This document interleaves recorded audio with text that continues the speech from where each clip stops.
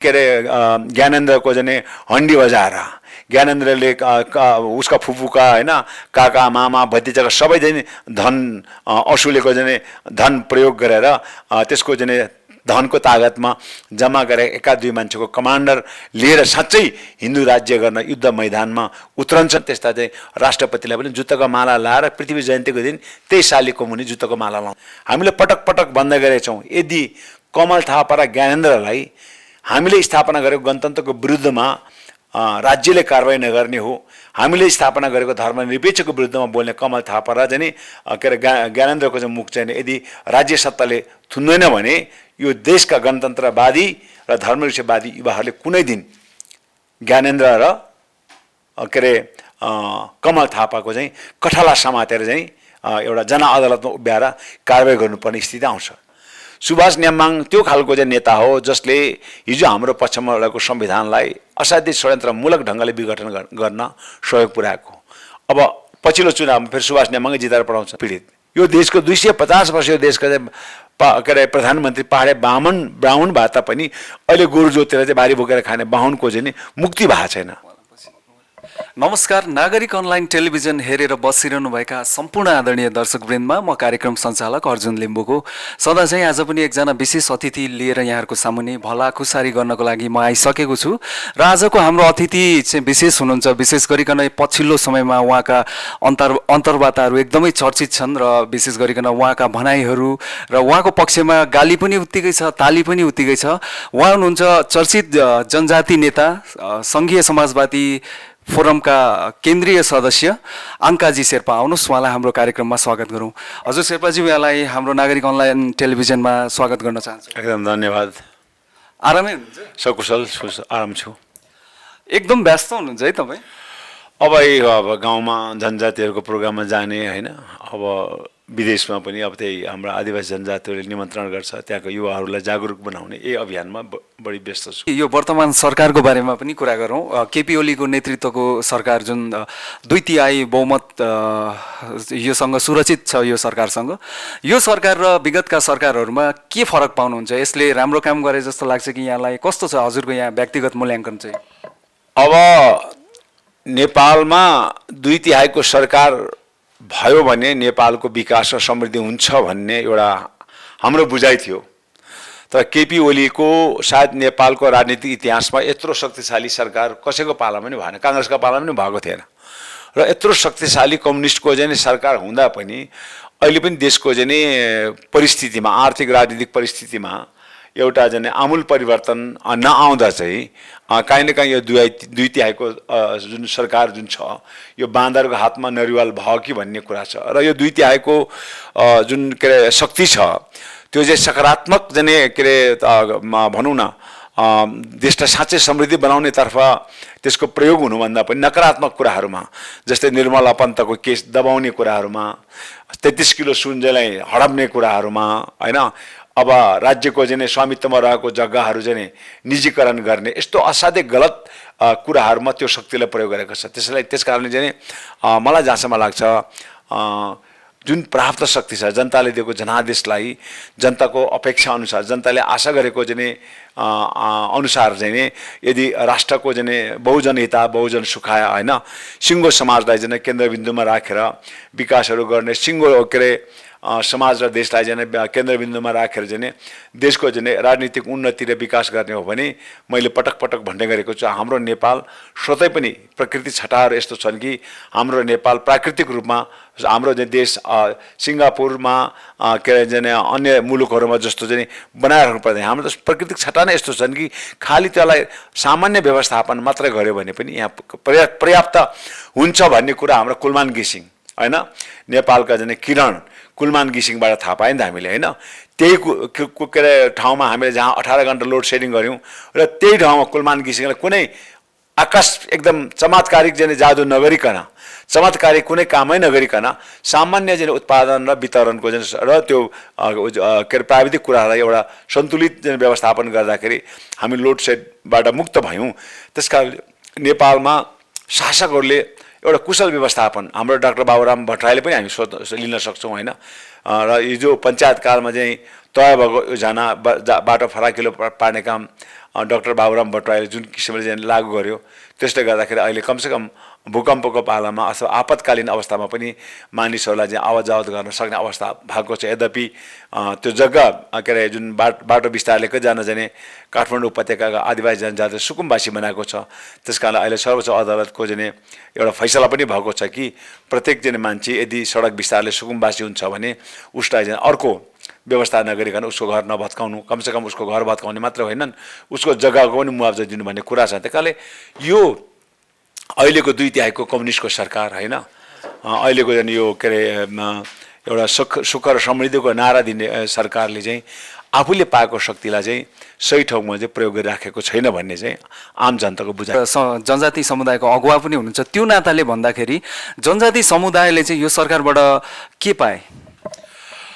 मलाई जहाँसम्म लाग्छ जनजाति समूहबाट यो सरकारले अपमान बाहेक अरूको हामी जनजातिले केही पाएन। 2/3 सरकार भएको छ।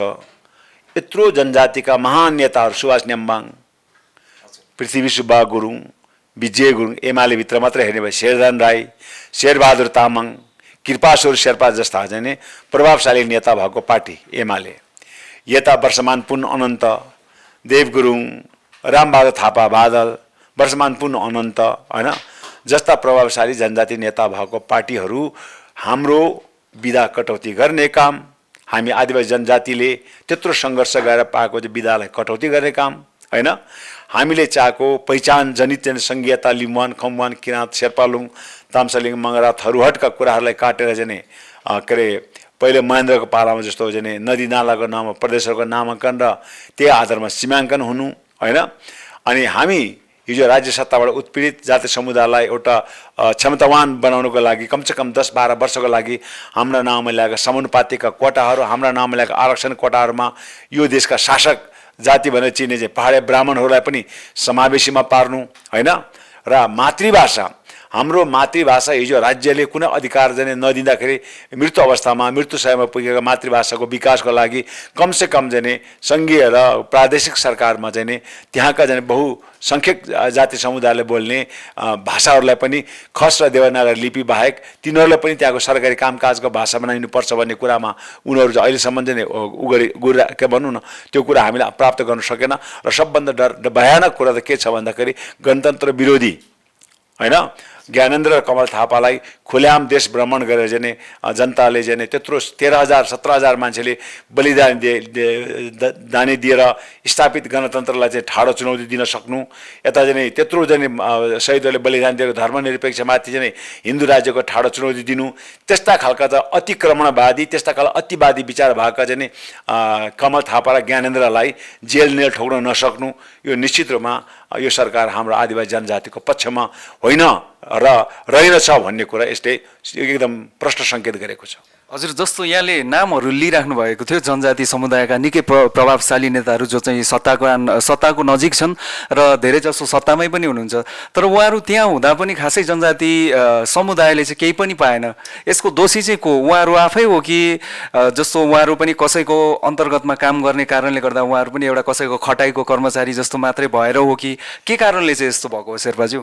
यसको मूल दोषी हामी आदिवासी जनजाति जसले उसलाई मतदान दियौँ, हामीले अनुहार हेरेर उसलाई मत दियौँ, त्यसको उसको व्यवहार के हुन्छ भन्ने हामीले अनुमान गर्न सकेनौँ होइन। सुभाष नेम्बाङ त्यो खालको चाहिँ नेता हो जसले हिजो हाम्रो पक्षमा रहेको संविधानलाई असाध्यै षड्यन्त्रमूलक ढङ्गले विघटन गर्न सहयोग पुर्याएको। अब पछिल्लो चुनावमा फेरि सुभाष नेम्बाङै जिताएर पठाउँछन्। पृथ्वी सुब्बा गुरुङ हिजो चाहिँ एमाले जस्तो प्रतिगमनकारी पार्टी छोडेर नयाँ पार्टी गठन गर्नुपर्छ भन्ने एउटा हुइम चलेको बेलामा फेरि 81 एमालेमा फर्क्यो। अब त्यही मान्छे अहिले चाहिँ यो देशका मुख्यमन्त्री भयो। त्यसकारण पहिलो दोषी त हामी के अरे भनौँ जनसमुदायहरू आदिवासी जनजातिहरू जसले हामीले कुन नै हाम्रो पक्षमा लड्छन् भन्ने हामीले चिन्न सकेनौँ।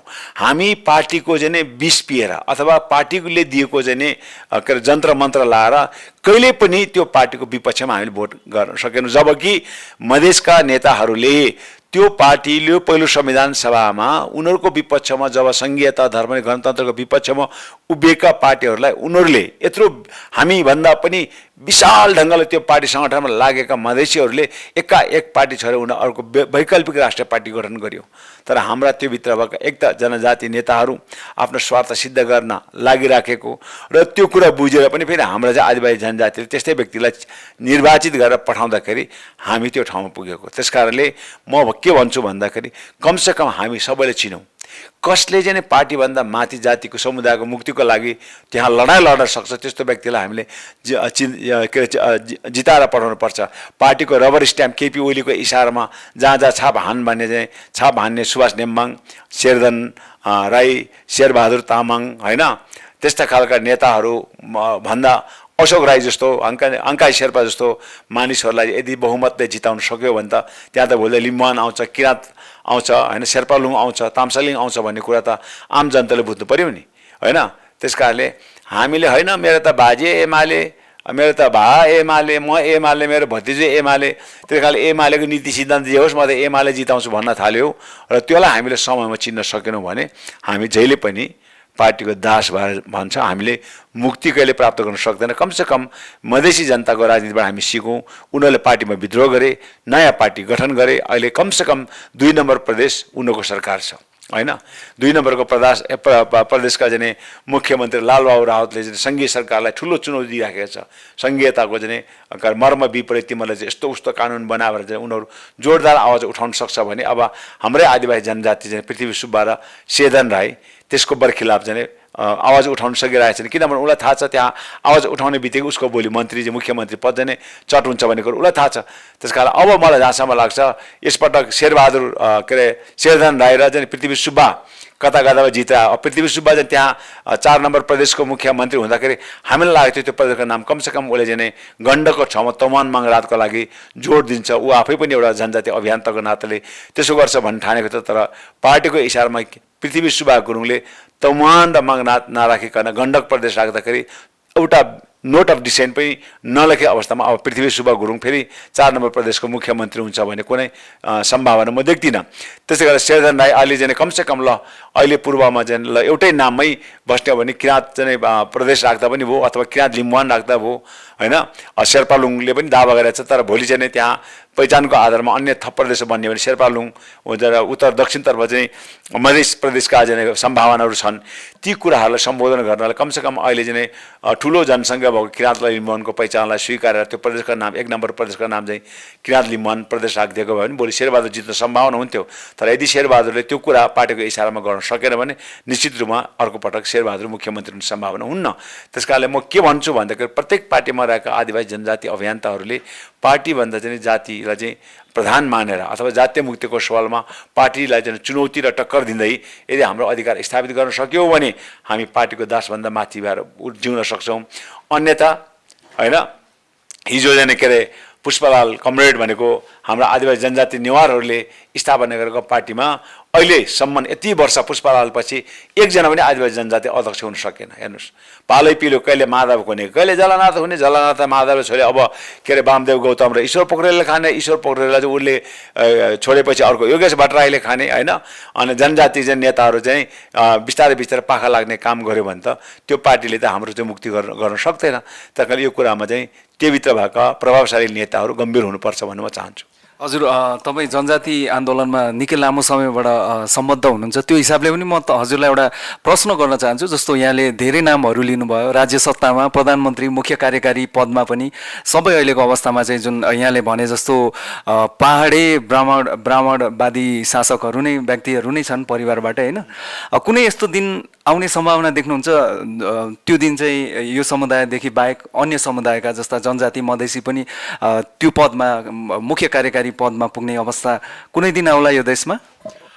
अब उत्पीडित जाति समुदायहरूको पार्टी भनेर अहिले चिनेको भनेको सङ्घीय समाजवादी फोरम हो राज्य सत्ताबाट उत्पीडित जने मधेसी जनजातिहरूले नेतृत्व गरेको पार्टी भनेको यही हो। यद्यपि हाम्रो पार्टीमा आर्य मूलका पहाडी आर्य मूलका मान्छेहरू पनि छन्, तर यसको नेतृत्व तहमा त्यही नै छन्।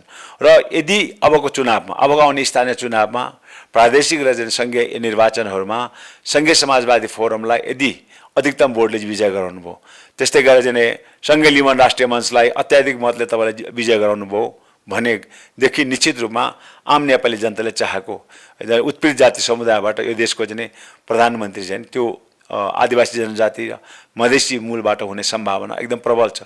र मैले पटक पटक भन्ने गर्दैछु, एउटा कुलमान घिसिङ जस्तो एउटा सामान्य कर्मचारी मात्र एउटा निर्णायक तहमा पुग्दाखेरि यत्रो चमत्कारिक एउटा परिवर्तन सृजना भयो भने कमसेकम यत्रो 250 वर्ष यो देशमा पहाडे बाहुन मात्रै शासन गरेको सिंहदरबारभित्र एउटा कार्यकारिणी प्रमुख पदमा आदिवासी जनजाति मधेसी पुग्न सक्यो भने यो देशको मुहार एउटा आमूल परिवर्तन हुन्छ भन्ने मलाई पूर्ण विश्वास छ।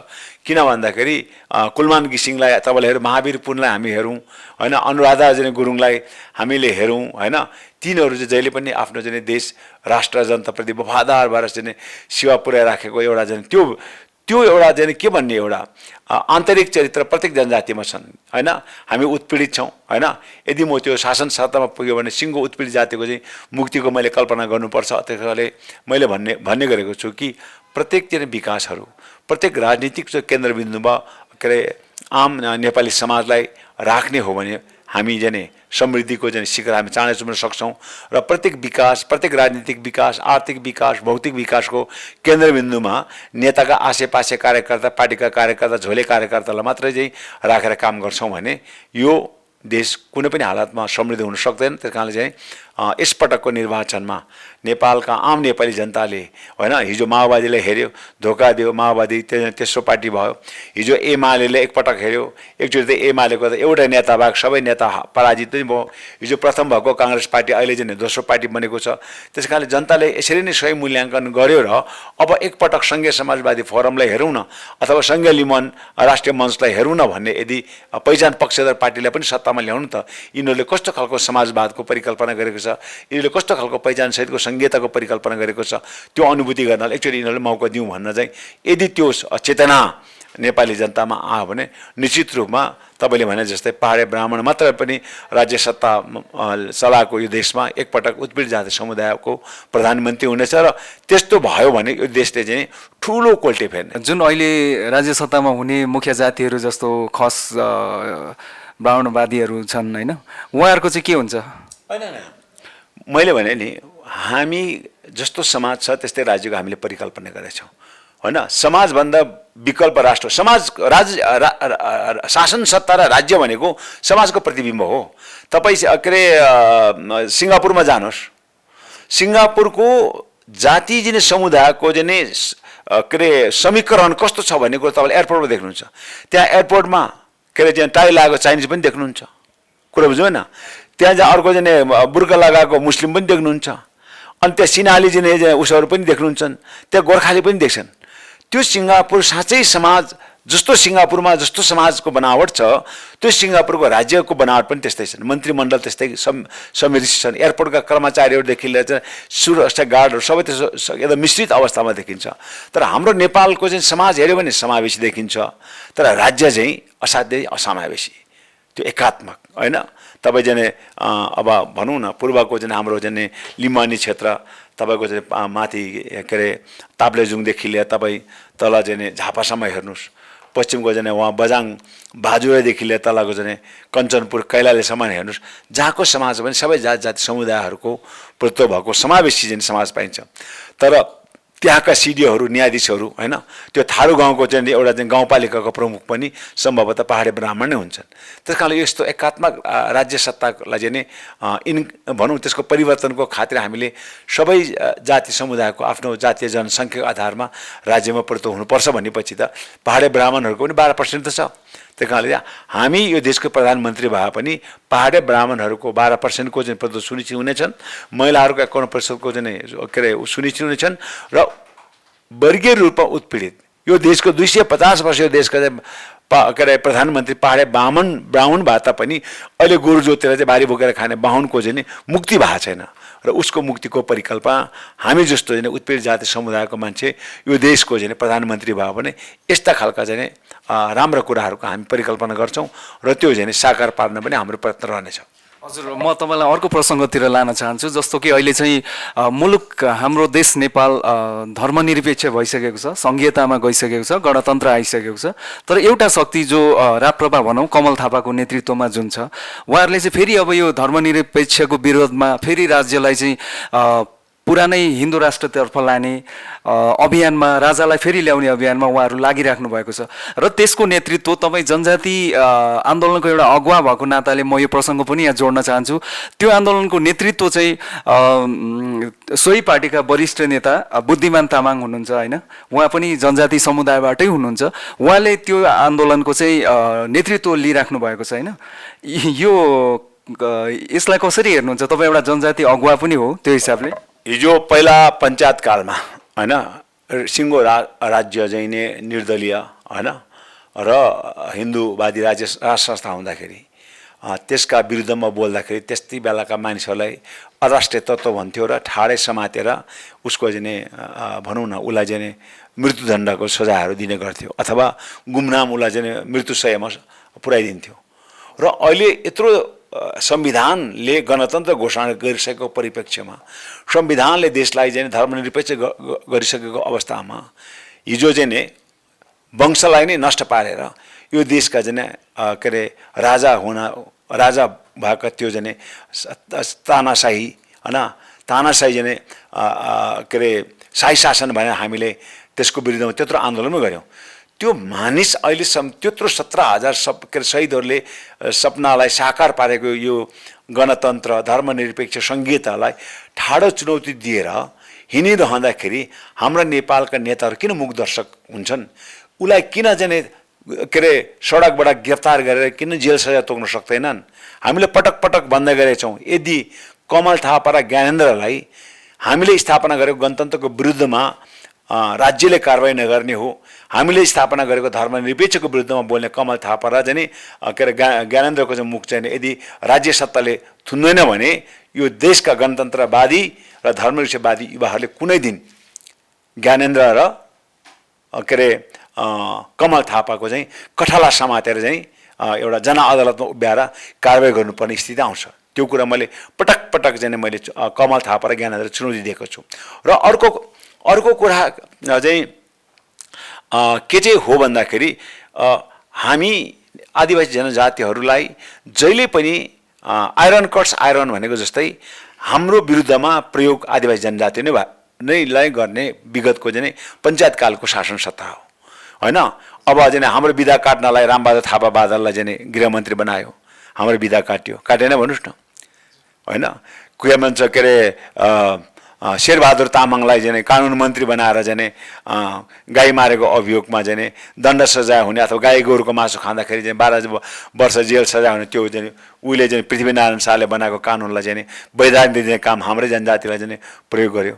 त्यस कारणले चाहिँ यो हाम्रो आदिवासी जनजातिहरूलाई प्रयोग गरेर हामीमाथि नै प्रहार गर्ने होइन, यो चाहिँ ब्राह्मणवादी नस्लवादी पहाडे ब्राह्मणहरूको यो चाहिँ के अरे चाल राजनीतिक चाल हो। यो कुरा बुद्धिमान तामाङले बुझ्नुपर्छ र यदि बुद्धिमान तामाङले यो कुरा बुझ्दैन भारतबाट ल्याएको एकाध दुईवटा जाने के अरे जोगीहरूलाई प्रयोग गरेर अनि के अरे ज्ञानेन्द्रको जाने हन्डी बजाएर ज्ञानेन्द्रले उसका फुपूका होइन काका मामा भतिजाका सबै चाहिँ धन असुलेको जाने धन प्रयोग गरेर त्यसको जाने धनको तागतमा जम्मा गरेर एका दुई मान्छेको कमान्डर लिएर साँच्चै हिन्दू राज्य गर्न युद्ध मैदानमा उत्रन्छन् भने मैले पटक पटक भन्दै गरेको छु। धर्मनिरपेक्षको लागि हामीले के अरे बेलायतमा भएका ती लाखौँ गोर्खा सैनिकहरूलाई र भारतमा भएका हाम्रा लाखौँ आदिवासी जनजाति गोर्खा सैनिकहरूलाई यदि नेपालमा उतारेर चाहिँ यदि धार्मिक युद्ध हुन्छ भने त्यो धार्मिक युद्धको पहिलो शिकार ज्ञानेन्द्र कमल थापा हुन्छ। यो कुरा चाहिँ ज्ञानेन्द्र कमल थापाले प्रश्न बुझ्नुपर्छन्। त्यस कारणले हामी उत्तेजित नभए हामी सामाजिक सद्भाव बिथोल्न चाहँदैनौँ। हाम्रो चाहिँ जुन एउटा सोसियल हार्मनी भन्छ नि, हाम्रो बिचको एउटा चाहिँ सामाजिक सद्भाव, एउटा धार्मिक सद्भाव जुन छ सदियौँदेखि चलेको छ, हामी त्यसलाई बिथोलेर हामी कुनै पनि अधिकार प्राप्तिको लडाइँ लड्न चाहँदैनौँ। पहिलो नम्बर 1 त हाम्रो प्रधान चिन्ता भनेको राष्ट्रलाई अक्षुण्ण कसरी राख्ने, होइन। समाजको जुन एउटा हार्मोनी छ, एउटा सुमधुर हाम्रो सम्बन्ध छ, त्यसलाई कसरी चाहिँ थपका यथावत राखेर हाम्रो अधिकारको बारेमा बहस पैरवी गर्न सक्छौँ भन्ने कुरामा हामी अगाडि बढेका छौँ। तर धर्म, भाषा, संस्कृति भनेको एउटा मानव जीवनको एउटा संवेदनशील अङ्ग हो र त्यसलाई प्रयोग गरेर कसैले चाहिँ पानीलाई धमिल्याएर त्यहाँ माछा मार्ने प्रयत्न यदि कमल थापा र ज्ञानेन्द्र गर्छ भने यो चाहिँ उसको गल्ती हो। त्यस कारणले कमल थापा, ज्ञानेन्द्र र हिजो एउटा त्यत्रो प्रजातन्त्रवादी बिपीका पुत्र शशाङ्क कोइरालाले हिन्दू धर्म माग्दैछ, यत्रो जनताले जुन युवा नेता भनेर चिनेका गगन थापा चाहिँ हिन्दू राज्यको कल्पना गर्दैछन्, होइन। यत्रो चाहिँ कम्युनिस्टका संस्थापक नेता भनेर चाहिँ मोहनचन्द्र अधिकारी अहिले चाहिँ हिन्दू धर्मको वकालत गर्दछन्।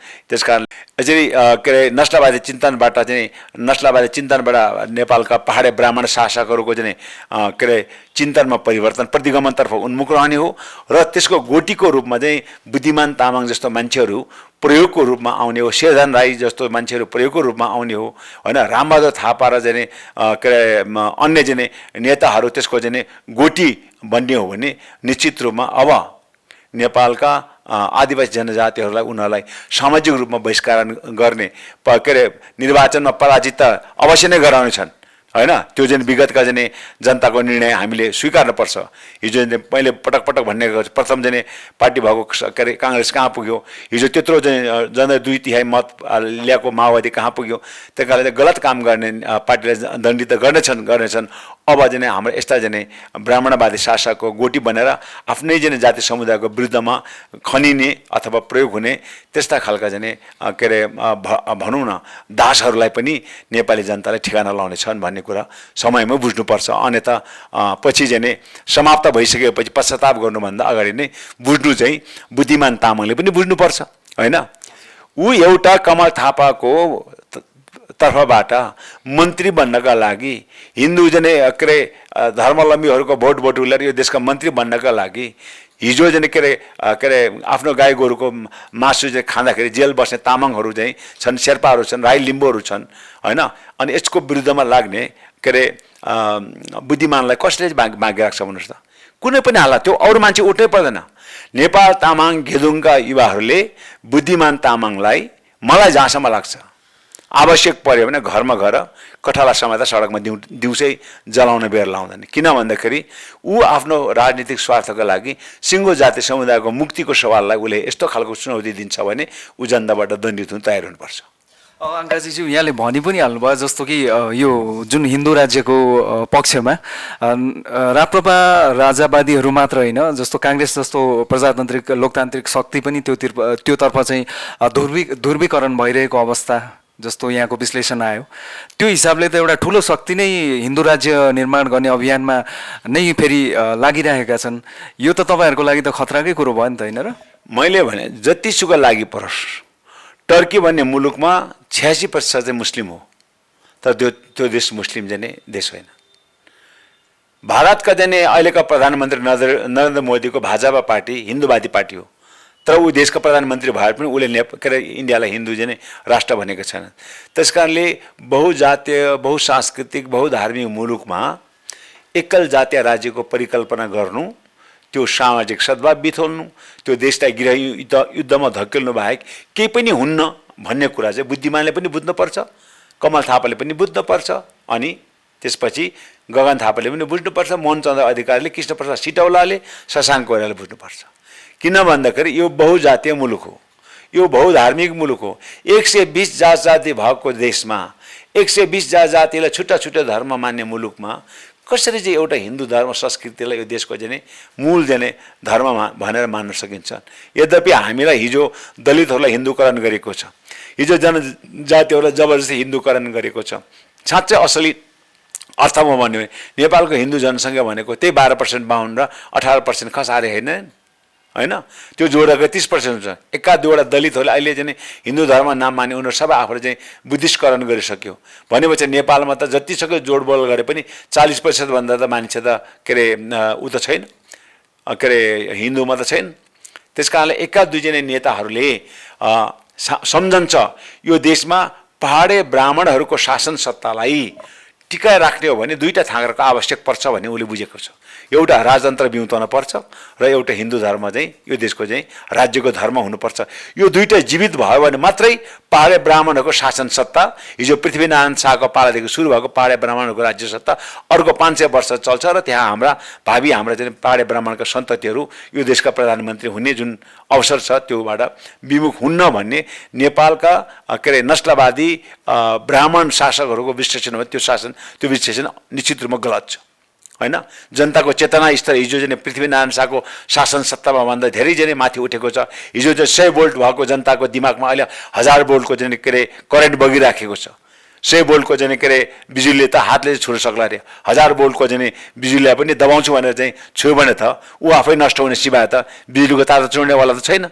त्यही कारणले आदिवासी हिजो राज्य सत्ताले दमन गरिराखेको, शोषण गरेको, उत्पीडन पारेका मानिसहरूको चेतना धेरै माथि जागेको छ र जनतालेको चेतनशील जनतालाई नियन्त्रणमा लिन खोज्यो भने आफू समाप्त हुन्छन्, तर जनताको चेतना कहिले पनि समाप्त हुने। यो कुरा चाहिँ प्रत्येक नस्लवादी शासकहरूले बुझ्नुपर्छ। हजुर अङ्काजीज्यू, हामी लगभग हाम्रो कुराकानीको अन्त्यमा पनि छौँ र एउटा प्रसङ्ग म उठाउन चाहन्छु। जस्तो कि तपाईँ चाहिँ पृथ्वीनारायण शाह भन्ने बित्तिकै उहाँलाई चाहिँ एकदमै जनहत्याराको रूपमा लिनुहुन्छ। उहाँको चाहिँ तपाईँ एक हिसाबले भन्दाखेरि घोर विरोधी, उहाँलाई थुक्ने अभियान पनि, उहाँको जन्म जयन्तीमा शालिगमा थुक्ने अभियान पनि चलाउनुहुन्छ। उही पृथ्वीनारायण शाहको दर सन्तान जस्तो वीरेन्द्र ज्ञानेन्द्रसम्म आउँदाखेरि उसका सन्ततिहरू अन्य राजाहरूको पनि तपाईँ विरोधी हो कि पृथ्वीनारायण शाहको मात्रै विरोधी हो? पृथ्वीनारायण शाहको मैले विरोध गर्नुपर्ने, पृथ्वीनारायण शाह कुनै कालखण्डमा नेपालका राजा भए, ऊ मरिसक्यो होइन। र अहिले गणतन्त्र स्थापना भएपछि उसलाई राष्ट्रिय एकताको प्रतीक मान्छु नै। हिजो चाहिँ गणतन्त्र स्थापना भएको भोलिपल्टदेखि पृथ्वीनारायण शाहको जन्म जयन्ती राष्ट्रिय एकताको प्रतीक मानेको थिएन, त्यो विधा खारेज गरेको थियो। अहिले फेरि त्यो 81 पुनर्स्थापना गएको छ। पुनर्स्थापना त भयो, गणतन्त्र नेपालको प्रथम महिला राष्ट्रपति त्यहाँ गएर पृथ्वीनारायण शाहको शालिगमा माल्यार्पण गर्छ। यो 13,000 17,000 मानिसका जसले चाहिँ गणतन्त्रको विरुद्धमा लडे, त्यसको अपमान होइन? त्यस कारण म त के भन्छु भने त्यस्ता खालका राष्ट्रपति जसले जनताको भावना विपरीत, शहीदहरूको सपना विपरीत प्रतिगमनतर्फ उन्मुख हुन्छ भने त्यस्ता चाहिँ राष्ट्रपतिलाई पनि जुत्ताको माला लाएर पृथ्वी जयन्तीको दिन त्यही शालिगको मुनि जुत्ताको माला लाउनुपर्छ होइन भने त्यत्रो 17,000 मान्छेले आफ्नो जीवन बलिदान दिएको छ के को लागि? गणतन्त्रको लागि होइन। अनि त्यो गणतन्त्र स्थापना भएको मुलुकमा राजा महाराजाको जन्म जयन्तीलाई राष्ट्रपतिको रूपमा मान्नुपर्ने बाध्यता के छ भन्नुहोस् त होइन। जो बरु के अरे कमसेकम गणतन्त्र स्थापना भएको दिनलाई राष्ट्रिय एकता दिवसको रूपमा मान्दा भयो भएन र भन्नुहोस् न होइन। त्यो पृथ्वीनारायण शाहकै जन्म जयन्तीले किन मान्नु पर्यो होइन। अहिले पनि चाहिँ के अरे देश धर्म निरपेक्ष भयो, हिन्दू धर्मका चाडपर्वमा चाहिँ सेनाले फुलपाती बढाइ गरिदिनु पर्ने, शिवरात्रि बढाइ गरिदिनु पर्ने, कृष्ण जन्माष्टमी मनाइदिनु पर्ने, यो त गलत कुरा हो। त्यस कारणले एउटा राजालाई फालेर हामी 100वटा राजा जन्माउन खोजेको होइनौँ। एउटा राजा फाल्यौँ, बाँकी सबै जनताका छोरा हुन्, जनताको मतबाट जनताको छोरा निर्वाचित भएको। त्यस कारणले जनताको आकाङ्क्षा अनुसार उसले आफ्नो चरित्रमा रूपान्तरण गर्नुपर्छ।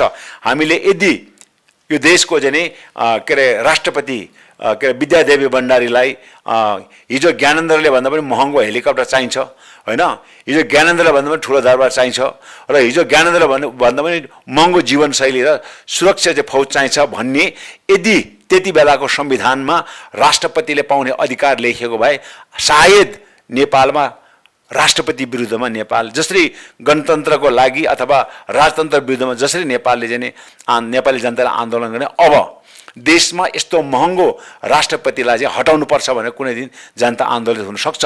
त्यसकारणले यस्तो गलत काम गर्नुहुन्न। पृथ्वीनारायण शाहलाई व्यक्तिगत रूपमा मैले अब एक जमानामा राजा थिए, देशले स्वीकारेको, जनताले स्वीकार सक्यो, तर त्यस्तो उहिले सत्ययुगमा तब अहिले भन्नुहोस् न, तब अमेरिका हेर्नुहोस् त ल, बराक ओबामा भनेको विश्वको असिद्धै प्रसिद्ध अमेरिकाका राष्ट्रपति, दुई पटक निर्वाचित राष्ट्रपति हुन् होइन जर्ज डब्लु बुश भने पनि ऊ पनि आफ्नै दुई पटक चाहिँ यो प्रधानमन्त्री भए होइन राष्ट्रपति भए अमेरिकाका। अब अहिले डोनाल्ड ट्रम्प आइसकेपछि उनीहरूको त्यो राजनीतिक परिदृश्यबाट उनीहरू हराए।